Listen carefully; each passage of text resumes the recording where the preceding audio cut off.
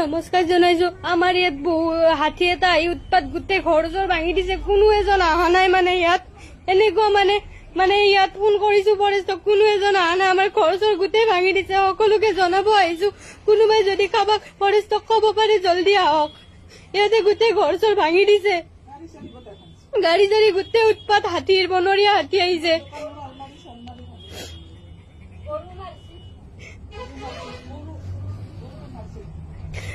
আমার গরু চরু গোটেই উৎপাত, গাড়ি চাড়ি গোটেই ভাঙিছে। কোনোবাই যদি পারে জনাওক জলদি। আমার ঘর চর গোটেই ভাঙি দিছে পিছফালৰ।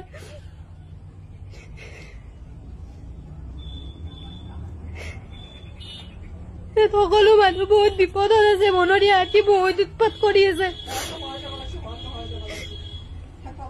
কোনো এজন অহা নাই আমাৰ ইয়াত মানে। হাজু হাজু হাজু ইমাৰ হাত দিলে চকত পুলিচ থানা লাগি দি ফৰেষ্টৰ কাষতে আছো, কিন্তু কোনো এজন ফৰেষ্টৰ মানুহ ইয়াত আহি পোৱা নাই এতিয়ালৈ। গোটেই উৎপাত কৰিছে। পিছফালে হাতী আহি গোটেই পাইপ চাইপ গোটেই ভাঙি দিছে। আমি কিবা কাৰণত বাচি কিনে ইয়াত আহিছো।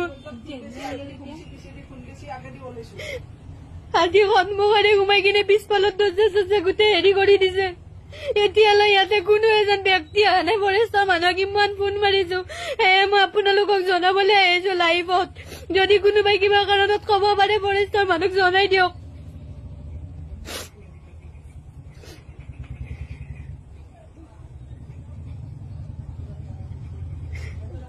কোনোবাই যদি পাৰে জলদি জলদি জনাই দিয়ক। এটাই হাতী, বনৰীয়া হাতী, ক'ৰ পৰা আহি কিনে ইয়াত আমাৰ ঘৰ চৰ গোটেই পিছফালে ভাঙি দিছে। কোনো এজন ফৰেষ্টৰ মানুহ অহা নাই এতিয়ালৈ। ফোন কৰি কৰি একদম তত নাইকিয়া হৈ গৈছে আমাৰ।